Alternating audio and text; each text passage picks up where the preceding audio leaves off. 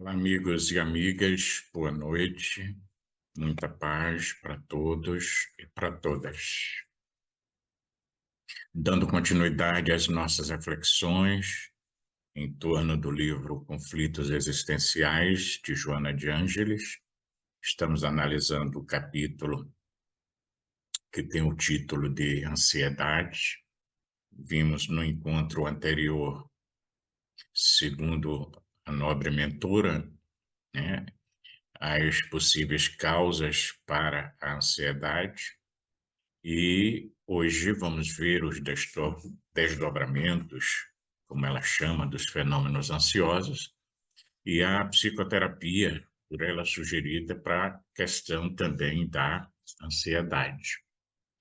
E ela começa esse item afirmando que a ausência de serenidade para enfrentar os desafios da existência faz com que o comportamento do indivíduo se torne muito doentio, cheio de expectativas, normalmente perturbadoras, gerando, por consequência, a incapacidade de uma ação equilibrada e o descobrimento, né, dos valores éticos, morais mais corretos para se agir em tais circunstâncias.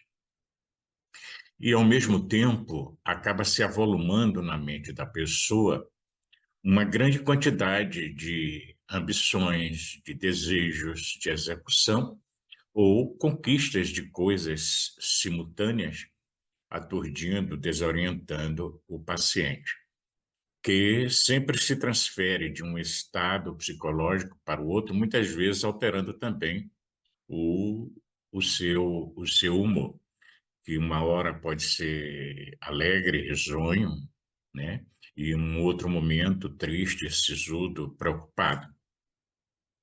De tal forma que a necessidade de se preencher os minutos com atividades, mesmo que elas sejam desconexas, diminui-lhe a capacidade de observação, confunde-lhe, consequentemente, o pensamento e, quando por motivo imperioso vê-se obrigado a parar, existe uma grande dificuldade, ele então se amolenta, deixando de prestar atenção ao que ocorre, para se desviar para o sono, no rumo de uma espécie de fuga, de evasão da realidade. Então, pessoas muito ansiosas, a gente vê que elas querem fazer várias coisas ao mesmo tempo, não conseguem parar, né? E aqui o parar não é naquele sentido que a gente analisa propriamente só na meditação. É o parar fisicamente, então não conseguem ficar quietas, estão sempre fazendo uma movimentação, como Joana propõe, mesmo que elas sejam completamente desconexas. Então, é uma forma de aliviar essa pressão interna. Ocorre que, quando a pessoa foge para o sono, né, e justifica que está adormecido, mas, no entanto, de olhos fechados, realmente dominado por um estranho torpor, que é fruto do desinteresse, né, pelo que acontece à sua volta. Então, o que acontece no seu entorno naquele momento não lhe interessa de forma alguma e acaba convocando a pessoa para despertar outras motivações que, não fazendo parte do seu tormento, infelizmente, não despertam interesse.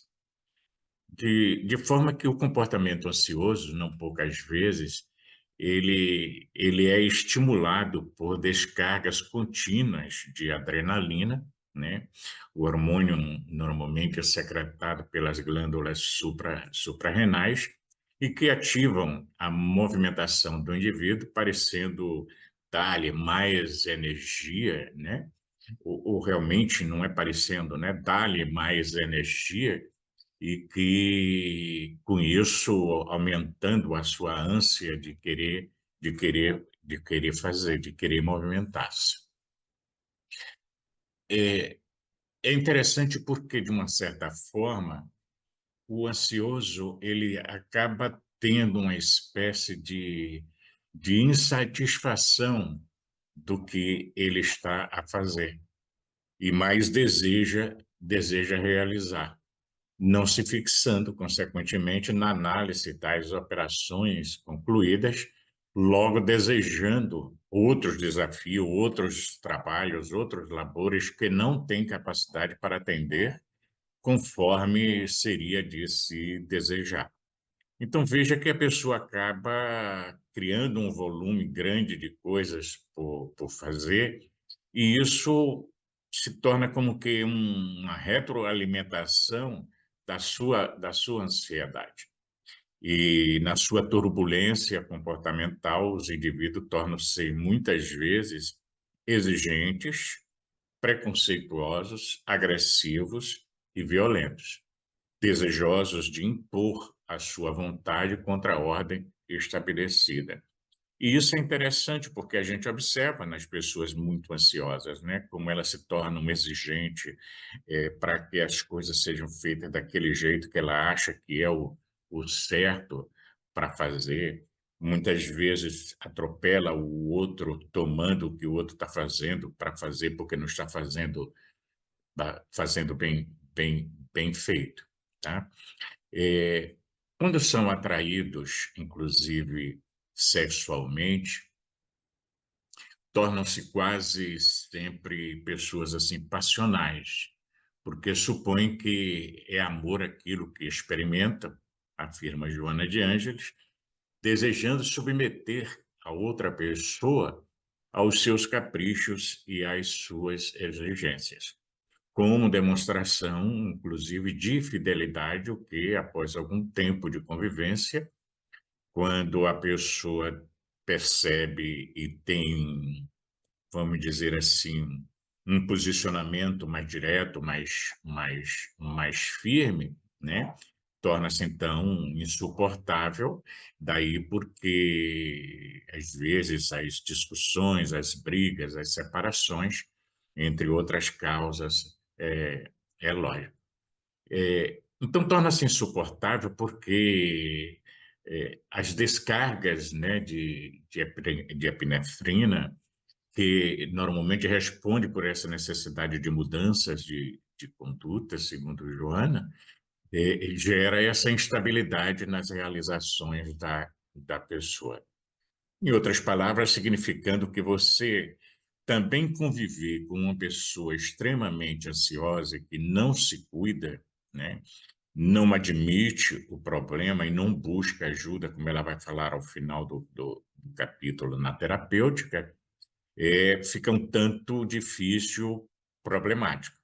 E se a pessoa que convive com alguém que é muito ansioso e desenvolve essas características, né, de querer as coisas sempre do seu jeito e acaba sendo um tanto exigente, às vezes até mesmo agressivo, né, a pessoa acaba sendo, vamos dizer, controlada, dominada para fazer o que a pessoa ansiosa com quem convive quer. Agora, é importante a gente considerar que o transtorno de ansiedade, ele varia de pessoa para pessoa, né, conforme as suas características sintomatológicas, porque cada pessoa é única, né? Lembrando que dentro da perspectiva espírita, é um espírito reencarnado que traz toda uma bagagem consigo de experiências de vidas transadas. E essa pessoa ansiosa, normalmente, ela tem uma facilidade maior de estressar-se. Então, ela estressa-se com muita facilidade, em razão da falta de autoconfiança, de harmonia interna, né? A pessoa tende a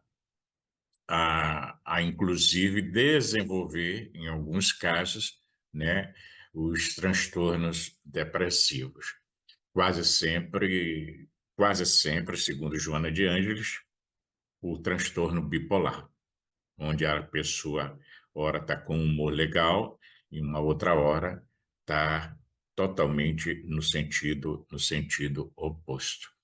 E passado esses momentos de abstração da realidade, né, no transtorno bipolar no caso, quando a melancolia profunda mergulhou no desinteresse completo pela vida e numa tristeza sem fim, o salto para o oposto, que é a exaltação, leva-o com frequência aos delírios visuais e auditivos em algumas situações, extrapolando as possibilidades, consequentemente, para assumir personificações místicas, histriônicas, poderosas, invejadas, cujas existências enganosas encontram-se no seu inconsciente, principalmente uma herança daquele período mais mitológico das suas experiências em reencarnações anteriores.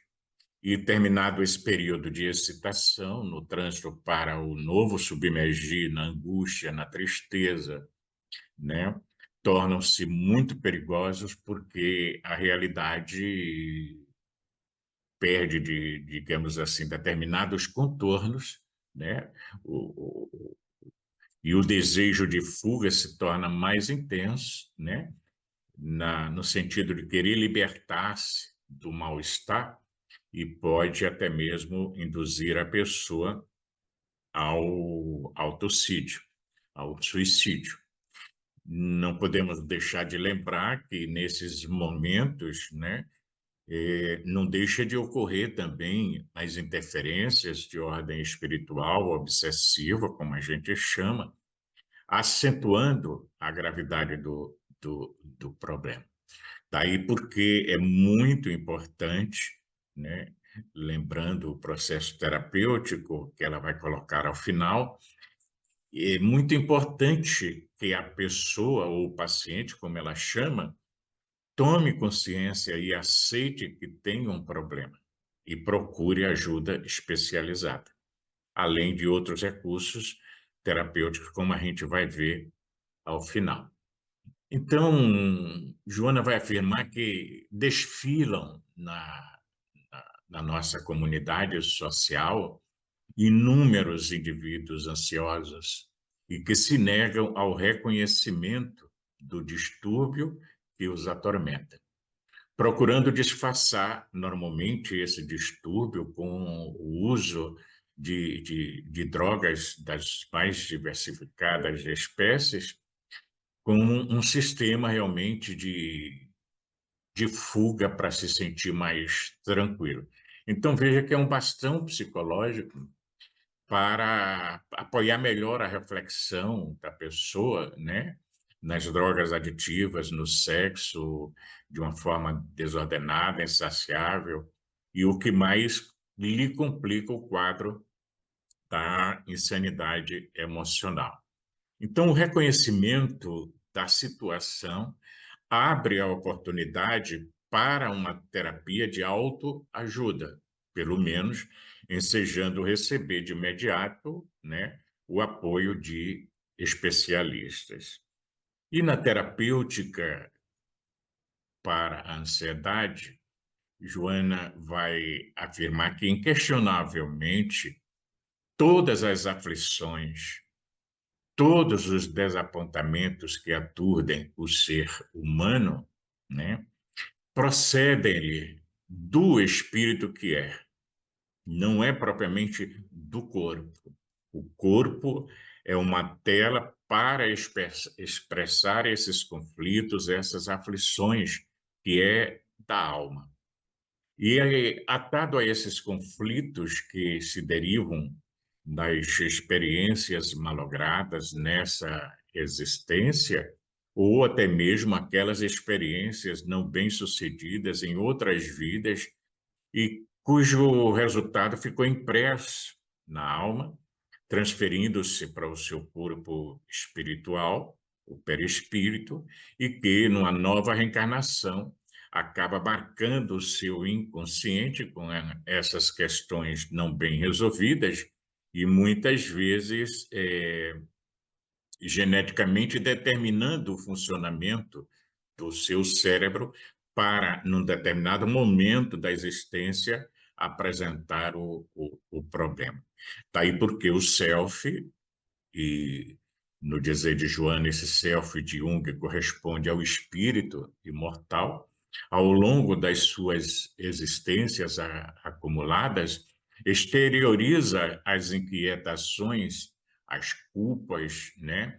Os problemas não bem equacionados, resolvidos no passado, e que necessitam, na atual existência, de ser liberadas mediante um processo catártico pelo sofrimento reparador, a fim de poder harmonizar-se. Então, a gente vê que a pessoa dentro do transtorno, ela está como que, como já dizia o saudoso Jorge Andréa, é um desaguar das energias deletérias da alma expressar-se no corpo através do transtorno, através da problemática.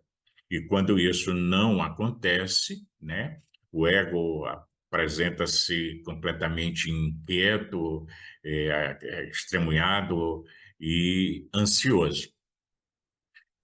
Especificamente o distúrbio da ansiedade, é, no distúrbio da ansiedade, esses fenômenos atormentadores sucedem-se como liberação dos dramas íntimos que estão presentes no nosso inconsciente mais profundo e que nós normalmente não temos a consciência. Daí porque essa esse primeiro momento, como ela diz, de tomada de consciência de que você tem um problema, de que você está ansioso e precisa cuidar-se, é de grande importância para que possa, então, instrumentar-se para ir se auto-observando a fim de identificar as possíveis causas da existência, na existência atual, para o desenvolvimento da ansiedade, que poderão, depender do conhecimento do especialista, remontar a causas anteriores a essa existência. Porque tudo isso nós trazemos conosco e acabam esses conflitos, esses problemas, essas culpas afetando a nossa inteligência emocional, né? Nossa equipagem emocional. E a terapêutica libertadora, consequentemente, há que iniciar-se por essa tomada de consciência e o que ela vai chamar também de racionalização do tormento.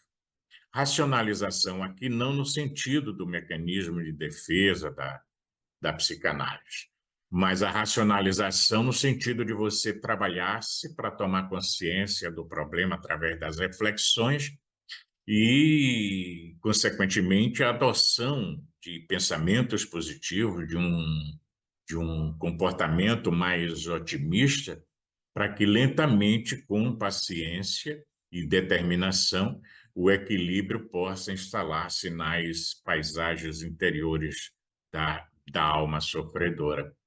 Daí porque a detecção dessas causas atuais ajuda bastante, porque nesse processo de racionalização você vai vendo que a sua ansiedade vem daqui, vem dali e tal, e consegue fazer essa identificação e ir trabalhando para poder eliminar as possíveis causas ou buscar contextualizá-las, dando-lhe, inclusive, um novo significado, entendendo todo esse processo de sofrimento, de amargura, de angústia, como um processo libertador. Então, veja como é importante esse conhecimento que a doutrina espírita nos oferece, de que nós, enquanto seres humanos, temos essa constituição tríplice, como queria Kardec, espírito, perispírito, corpo físico, e que somos viajores do tempo na evolução.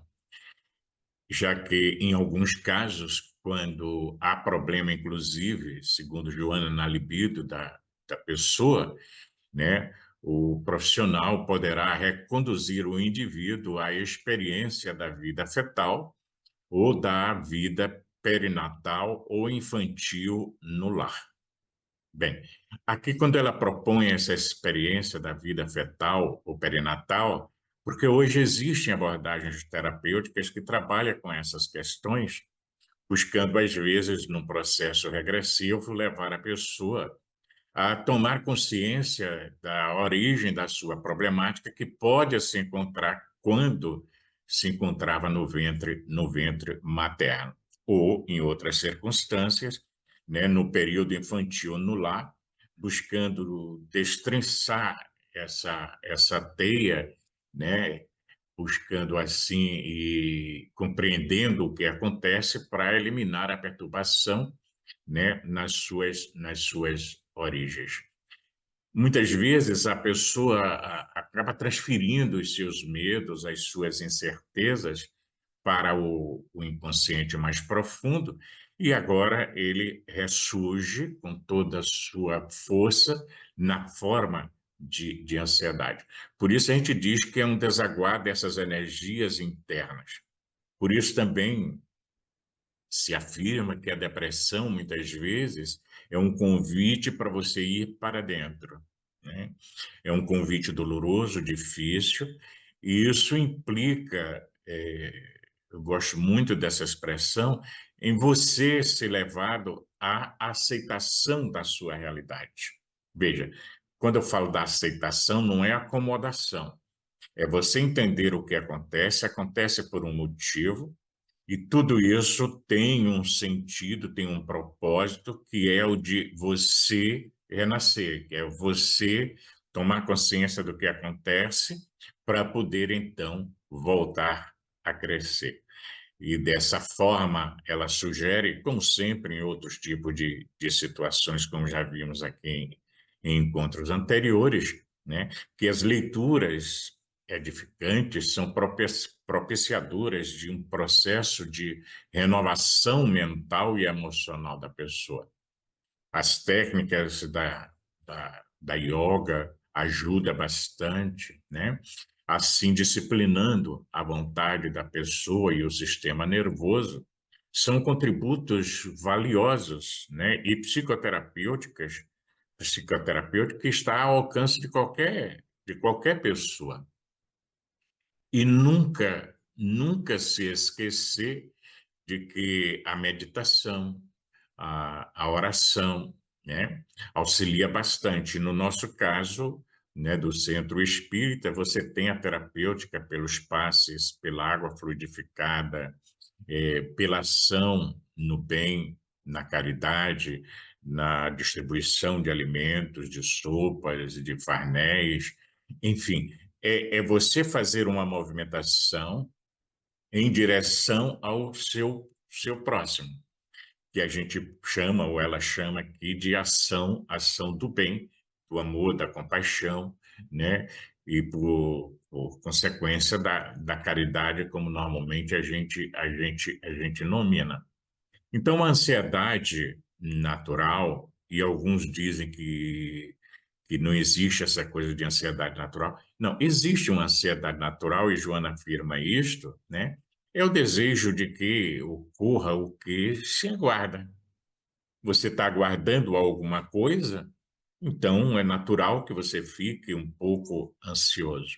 São raras as pessoas que não vão demonstrar ansiedade nenhuma pelo que está sendo aguardado. Então, é como se fosse uma expectativa normal em torno dos fenômenos existenciais, e isso compõe um quadro saudável na existência de todos os indivíduos que são equilibrados. Significando dizer que todos nós, em algum nível, temos ansiedade. A pergunta é: a minha ansiedade é uma ansiedade natural ou é uma ansiedade patológica? Porque, como ela vai, inclusive, expor, quando extrapola dessa ansiedade natural, né, e para um processo, digamos, de sudorese abundante, um colapso periférico, um processo de arritmia cardíaca, uma inquietação exagerada, o receio exagerado de insucesso, e muitas vezes paralisando ou incapacitando a pessoa, aí nós estamos no quadro da ansiedade patológica. Tem que buscar uma ajuda profissional para, inclusive, com recursos farmacológicos, ajudar a minimizar esses efeitos da sociedade dentro do organismo, para que a pessoa, digamos assim, consiga descansar um pouco mais o seu cérebro, a fim de restabelecer as conexões necessárias para o devido equilíbrio. Dessa forma, a ansiedade ou as aflições que defluem da ansiedade podem, né, e devem ser erradicadas graças aos cuidados, né, do especialista, do psiquiatra, para ajudar com a medicação, do psicólogo, do terapeuta, adicionados, consequentemente, à terapêutica de ordem espiritual, quando a pessoa milita numa religião, com a aplicação da bioenergia. No nosso caso, os passes, né, que são oferecidos praticamente em todos os centros espíritas. E, consequentemente, a água fluidificada também auxilia para poder haver o devido restauramento do campo vibratório, e porque esse campo vibratório, que é o perispírito, é ele que vitaliza as células. Então, veja, não basta você cuidar apenas do biológico, precisa cuidar também do emocional e, por consequência, do espiritual. É bem verdade que o farmacológico vai fazer um efeito fantástico, não só na questão da ansiedade, mas de qualquer outro tipo de transtorno, mas é Filomeno de Miranda que afirma, mesmo nos transtornos mais sérios, como é o caso da esquizofrenia, só a medicação, né, acalma o indivíduo, pode até fazê-lo ter uma vida funcional, mais ou menos, mas precisa ir ao cerne do problema, que é a alma, né? É o espírito que traz a problemática. Significando, segundo Filomeno de Miranda, que sem essa renovação de ordem moral, de ordem espiritual da pessoa, né, vai ficar sempre no campo do paliativo para minimizar os efeitos da problemática que traz consigo. Lembrando, Jesus como psicoterapeuta por excelência, segundo Joana de Ângeles, finalizando o capítulo, que asseverou no seu sermão da montanha, né? Bem-aventurados aqueles que choram, recuperando-se das culpas e das mazelas das vidas anteriores ou desta vida mesma, porque eles serão consolados. E aqui eu faço a seguinte ressalva: não adianta simplesmente você estar aflito ou chorando pelo problema. É preciso uma movimentação para sair dele. Porque, como diz Emmanuel numa de suas mensagens, a questão aqui não é somente de você estar sofrendo para pagar, para resgatar. É como você sofre. É como você enfrenta a situação. Daí volto àquela palavrinha que é a aceitação. Tem um autor brasileiro que, numa de suas obras, ele usa uma expressão muito bacana que eu gosto muito, e ele diz assim: você precisa beijar a sua realidade. Por mais difícil que ela seja, entender que Deus, como sendo Pai, ele é bom, ele é justo, ele é misericordioso e quer o melhor para os seus filhos. E se nós acreditamos nisto, mesmo na aflição, é de repente o que é melhor para nós no presente momento, entendendo, consequentemente, que sempre após cada escurecer, após cada noite, sempre haverá um amanhecer. E eu finalizo com uma frase de Emmanuel, quando ele diz assim: você é uma gazela ou você é uma pedra? Eu estou colocando aqui com minhas próprias palavras, no sentido de que a gazela, que é um veado, né, ele desperta na floresta, na mata, com o amanhecer. com os raios do sol chegando, beijando a face da terra, enquanto que a pedra desperta ao som da dinamite. Então, entenderíamos que a dinamite aqui são esses transtornos variados que ocorrem com a criatura, muitas vezes que não aceitou em outros momentos o despertar, como a gazela, e aí agora é necessário esse despertar através das explosões da ansiedade ou de transtornos outros.